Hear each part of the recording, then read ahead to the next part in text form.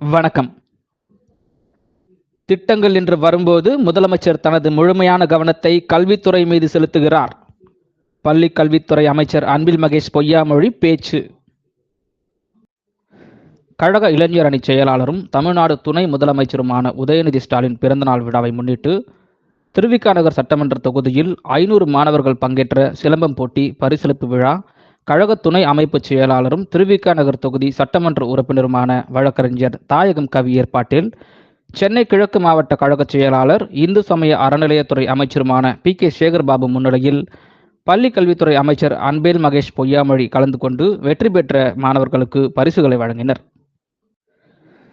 நிகழ்ச்சியில் இந்த இயக்கத்தை அசைத்து பார்த்து விடலாம் என்று கூறுபவர்களுக்கு இந்த ஒரு நிகழ்ச்சியே சாட்சி, திராவிட முன்னேற்ற கழகத்தின் அனைத்து நிகழ்ச்சிகளிலும் மகிழ்ச்சிதான் இருக்கும் என்று அமைச்சர் சேகர்பாபு பேசினார். நிகழ்ச்சியில் சென்னை மாநகராட்சி மேயர் பிரியாராஜன் மற்றும் கழக நிர்வாகிகள் பலர் கலந்து கொண்டனர். நிகழ்ச்சி மேடையில் பேசிய அமைச்சர் அன்பில் மகேஷ் பொய்யாமொழி, திராவிட மாடல் அரசு ஒவ்வொரு நாளும் சுழன்று பணியாற்றும் முதலமைச்சரை பெற்றிருக்கிறோம். திட்டங்கள் என்று வரும்போது தன்னுடைய முழுமையான கவனத்தை எந்த துறை மீது செலுத்துகிறார் என்றால் அது நம் பள்ளி கல்வித்துறை. இந்த வயதில் படிப்பில் அதிகம் கவனம் செலுத்த வேண்டும். படியுங்கள் படியுங்கள், படிப்பதில் எந்த தடைகள் வந்தாலும் நான் பார்த்து கொள்கிறேன் என்று சொல்லக்கூடிய முதலமைச்சரை நாம் பெற்றிருக்கிறோம் என்றார்.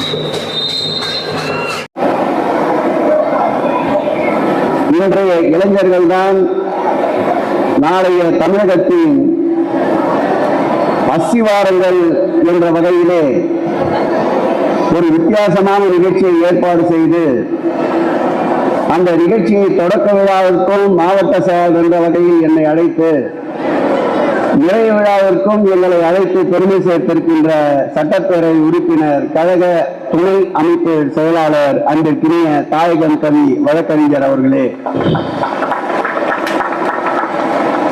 இந்த இனிய நிகழ்வுக்கு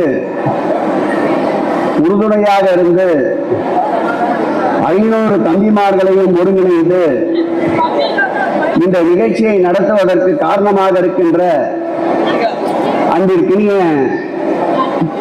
சென்னை மாவட்டத்துடைய சிலம்ப பயிற்சியாளர் அருமை நண்பர் ஷேக் தானே அவர் பேரு அப்துல் ஷேக் அவர்களே,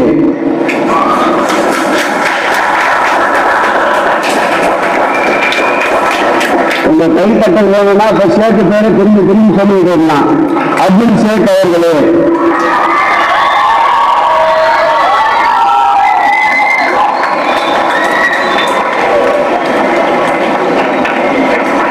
இந்த 500 நபர்கள் அளவிற்கு தேர்வு செய்யப்படுகிறது என்றால் அதற்கு காரணம் ஓட்டேரி என்று சொல்லப்படுகின்ற நாங்கள் வாழுகின்ற மண் வீரம் நிறைந்த மண், இது போன்ற கலைகளை உருவாக்கிய மண் என்பதற்கு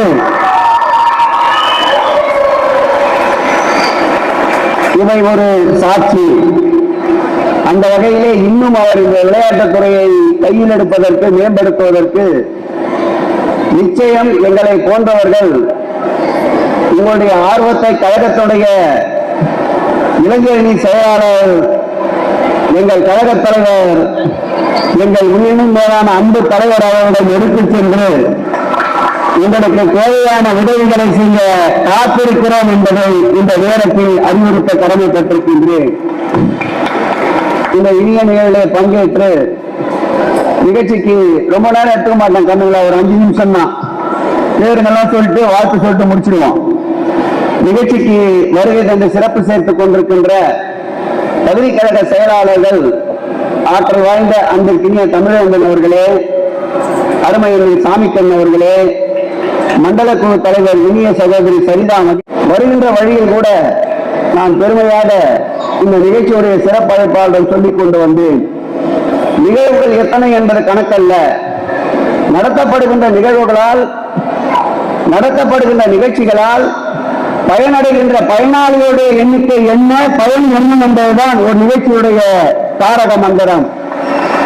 அந்த வகையிலே நேற்றைக்கு நடந்த நிகழ்ச்சியை கூட பார்த்தால் நம்முடைய மாநகரத்துடைய மேயர் பிரியா ராஜன் அவர்கள் ஒரு 200 பேர்களுக்கு, அதுவும் தூய்மை பணியாளர்களுக்கு முழு உடல் பரிசோதனை என்ற ஒன்றை அறிவித்து உயர் மருத்துவமனையான அப்போலோ மருத்துவமனையின் வாயிலாக அந்த நிகழ்ச்சியை நேற்றைக்கு நடத்தி காட்டினார்.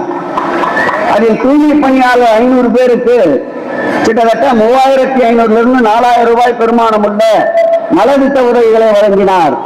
இப்படி கொடுத்து கொண்டே இருக்கின்ற இயக்கம் திராவிட முன்னேற்ற கழகம் என்றால் இந்த நிகழ்வுகள் எல்லாம் அதற்கு ஒரு சாட்சி. நேற்றைக்கு நடந்த நிகழ்வு மக்களை காக்கின்ற தூய்மை பணியாளர்களை பாதுகாக்கின்ற நிகழ்வு. இன்றைக்கு நடக்கின்ற நிகழ்வு வருங்கால சந்ததியினரை வலுவுள்ளவர்களாக ஆக்குவதற்கும் திறமை உள்ளவர்களாக ஆக்குவதற்கும் நடக்கின்ற நிகழ்ச்சி இன்றைக்கு நடக்கின்ற நிகழ்ச்சி. இது தொடரும். இது வாழையடி வாழையாக கார் உள்ளளவும் கடல் நீர் உள்ளளவும் இந்த இயக்கத்தை அசைத்து பார்த்து விடலாம் என்ற சக்திகளுக்கு இது போன்ற நிகழ்ச்சிகளே ஒரு உதாரணமாக அமைகிறது என்பதை இந்த நேரத்தில் எடுத்து காட்டிக் கொண்டிருக்கின்றோம். கடந்த நிகழ்ச்சியை பேசும்போது இந்த நிகழ்ச்சிக்கு முத்தாய்ப்பாக பேச வருகை தந்திருக்கின்ற எங்களுடைய அமைச்சரவையின் புன்னகை மன்னன், எந்த விதமான கல்யாண கபடமும் இல்லாமல் வெள்ளை உள்ளத்திற்கு சொந்தக்காரர், அண்டை மாறி போல் கொள்வதில் தனக்குள்ளே தான் ஒன்றை நிரூபித்துக் கொண்டிருக்கின்ற அருமையண்ணன் அன்பின் மகேஷ் பொய்யாமல் அவர்களோடு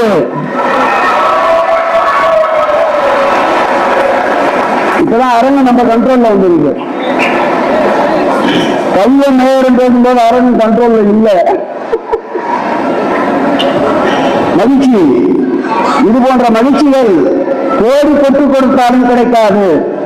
ஒரு நிகழ்ச்சிகள் என்றால் சீண்டல் இருக்கும், சினகல் இருக்கும், முத்தல் இருக்கும், முனகல் இருக்கும். ஆனால் திராவிட முன்னேற்ற கழக நிகழ்ச்சி மாத்திரம்தான் இது போன்ற மகிழ்ச்சி இருக்கும்.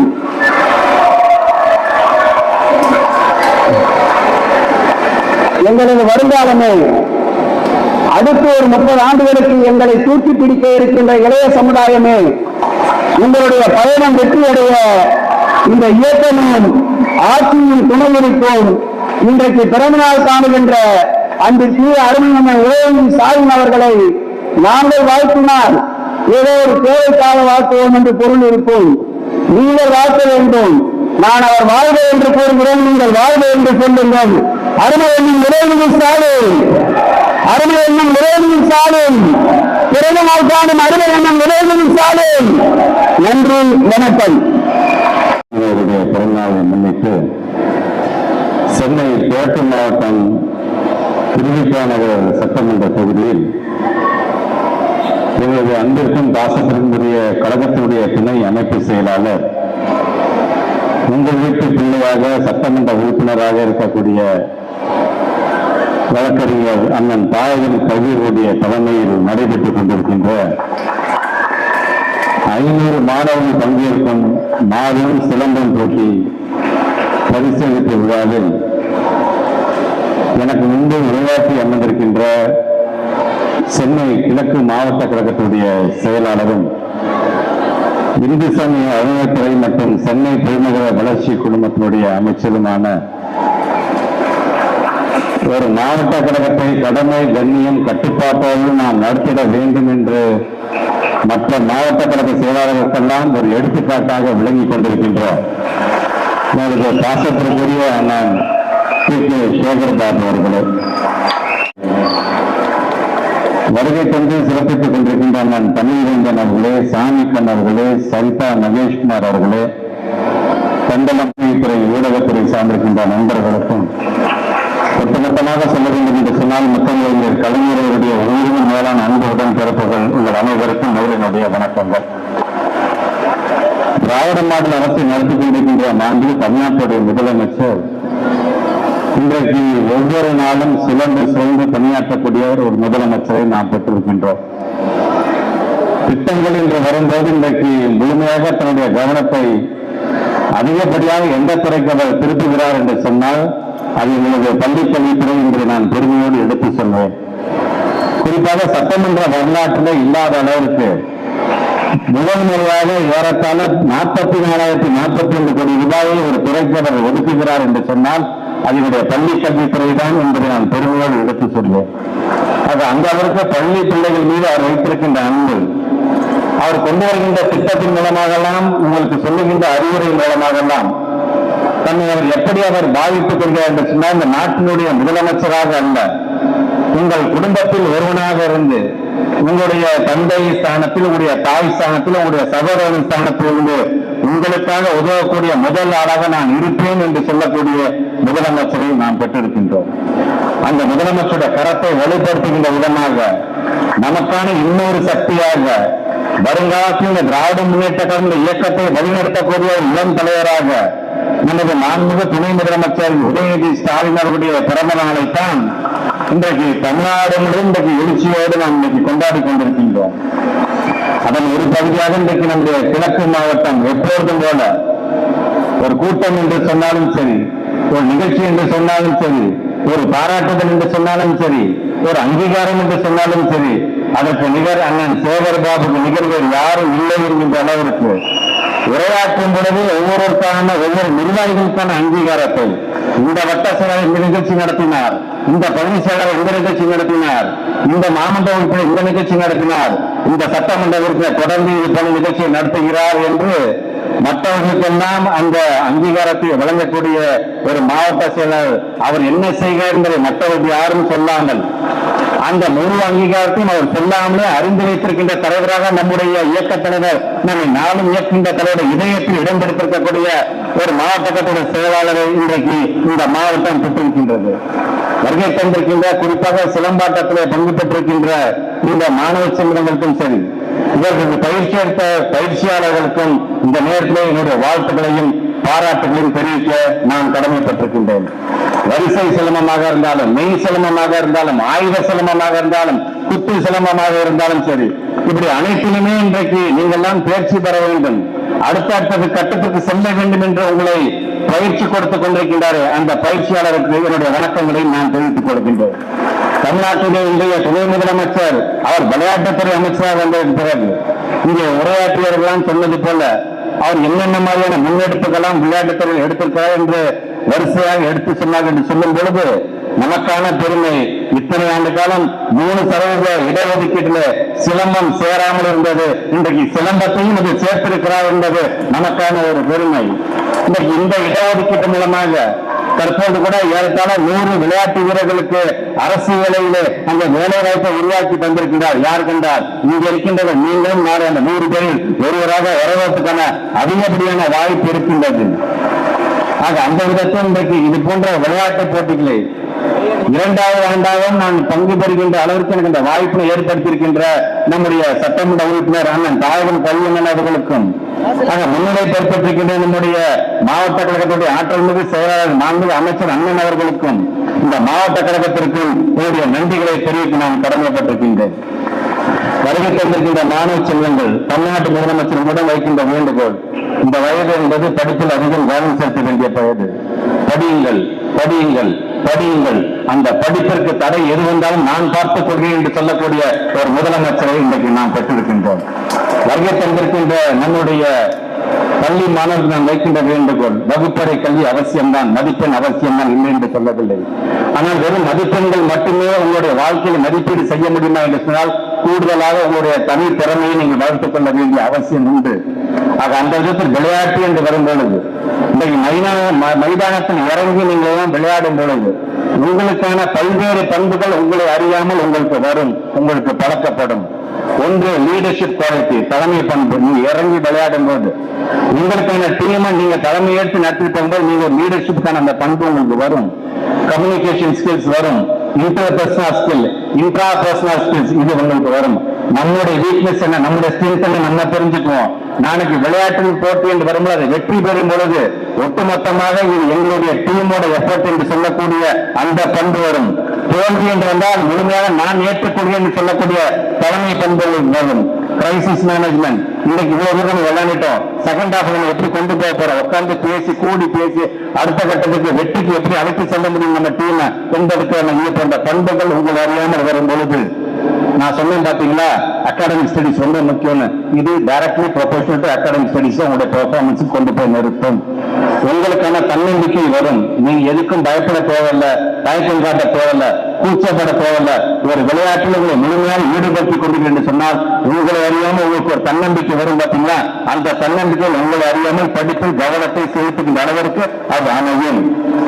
ஆக அந்த அளவிற்கு நீங்க ஒரு நல்ல ஒரு நிகழ்வாக ஏற்கனவே 500 பேர் கலந்து கொண்டிருக்கின்ற இந்த நிகழ்வில் நானும் கலந்து கொண்டிருக்கின்றேன். உங்களுக்கு பரிசுகள் வழங்கி கொண்ட ஒரு மிகப்பெரிய வாய்ப்பு எனக்கு கிடைத்திருக்கு என்று சொல்லும் பொழுது உள்ளபடியே உங்களுக்கு பெருமையாக இருக்கின்றது.